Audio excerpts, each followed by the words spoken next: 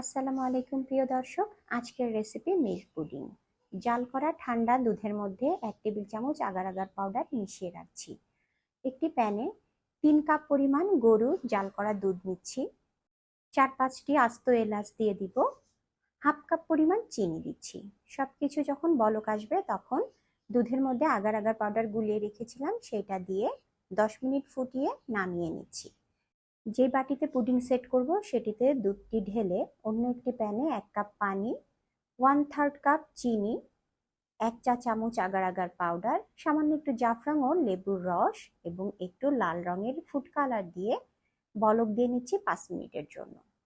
দুধের মিশ্রণটা ভালোভাবে জমে গেলে তার উপরে রেড কালারের এই জেলোটা দিয়ে ঢাকনা দিয়ে ঢেকে রাখবো 3 থেকে 4 ঘন্টার জন্য।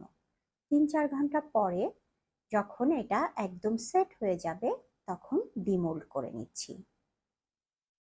এই মিল্ক পুডিংটা এতটাই সুন্দর হয় দেখতে এবং খেতে এতটাই অসাধারণ যে বাসায় মেহমান আসলে বা অন্য যে কোনো অকেশনে আপনি তৈরি করলে সবাই মুগ্ধ হয়ে যাবে।